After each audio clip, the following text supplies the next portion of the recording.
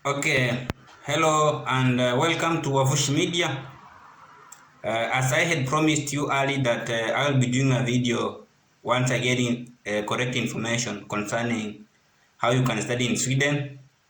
So today I'm going to do a video regarding admission procedures in Sweden. I'm going to use Halmstad University in Sweden, a university in Halland, a county in the southern part of Sweden.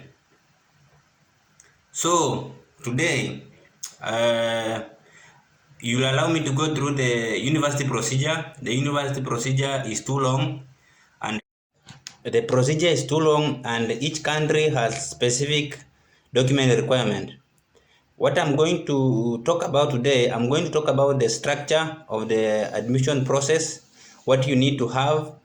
But in future, I'm going also to provide information regarding Kenya, like what kind of document you need for your masters and your undergraduate. But I have gone through it. It's not going to be very different, because the only difference with other countries that Kenya, we don't need a language test. And because our system, we do it in English, so it's not much different. So this video is really okay, but if need be, I can also go in deep and talk about Kenya specifically, like people who would like to study here specifically from Kenya. And now I'd like to ask you, if you are new here, kindly subscribe and like this video so that it can spread to other people who may also be willing to study in Sweden. So, just to start with, if you want to study in Sweden or in Halmstad University as our case study here, like first of all, you need to have an account. This account, I have provided a link in my video description where you can create your own account through the university admissions. Once you create this account, now like the first step you need now to do, the second step after creating the account, you need like to choose which course you want to study. And this university has various courses, also various courses in bachelor's and also in master's. Like for bachelor's, they have like courses in biomedicine. If you want to do a course in biomedicine or in business administration, engineering, environmental science, also courses in informatics and welfare. So you make your application by choosing one of the courses that I have mentioned. Just before I forget, like during the application process, like selecting courses, you can choose like a maximum of 4 programs. Like in these 4 programs, you have to prioritize them, like which one is your first priority, second priority, and third priority, and the last priority. So that if you miss to be admitted in the first priority, you can be selected in the second, third, or fourth priority. And it will not charge you more for your application fees.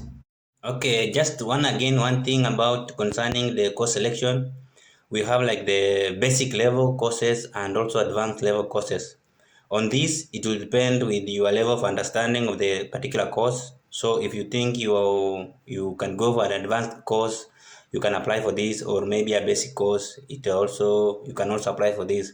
It all depends on your level of understanding of a certain information, because if it's an advanced level, the teaching will be really advanced, and also it will be more done by yourself, and it will be somehow complex.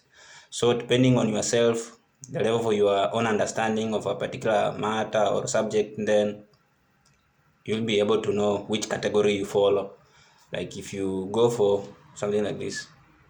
You also, in choosing this course, you will see that the course, maybe the study rate is different. Maybe it's 50% study rate or 100% study rate. 50% actually means that the study will be covered 50% by the teacher and 50% by yourself. And if it's 100%, it will mean like you'll have more lectures by the teacher, and you'll study more by the teacher, not by yourself. And also after this, now like also other masters, I also need to tell you that In this university, they have like a master's for 1 year and also a master's for 2 years. When you see courses for 60 credits, it means that it's a master's program for 1 year. And if you see a course for 120 credits, it means like it's a master's for 2 years. So keep in mind when applying for this, like if you see this kind of information, know what it means. Okay, and now after choosing your course and doing like 4 courses, like if you choose 4 programs, you have to prioritize them. Which one comes first, so that when selecting your first priority, you'll be chosen on your first priority if you meet the requirements, or second priority, third priority, and the last priority being the fourth priority. You also need to pay like admission fees, which is 900 Swedish kron. This is roughly like maybe 9,000 Kenya shillings or thereabout. And during the application, with the most important thing, you need to check the deadlines of submitting documents, of making the application, as it varies. I have also provided links concerning the deadlines about this application process. And after this, now I'm going to talk about the documents that they need for you to submit them. For your bachelor's, you need to submit your KCSE results. They also need like report cards from your Form 1, Form 2, Form 3, and Form 4 if you have them. And after submitting these, like they also need to be legalized documents, which the process of legalization and super legalization, I have talked about it in my previous video. And for masters, you need transcripts and your bachelor's degree from your university. You'll also need, of course, to have your CV and a motivation letter and references. And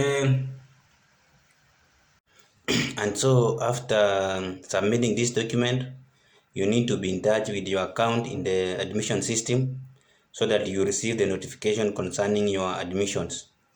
You could be fully admitted if you met all the requirements.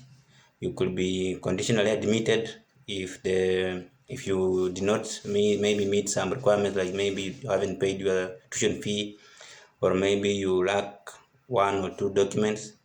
You can also be rejected if you don't meet the basic requirements, and then you can also be on the reserve list. So that's all. And maybe after that, now you'll have to receive like an official email concerning your admission with the admission letter, giving you further procedures on how you are supposed to studying in Sweden.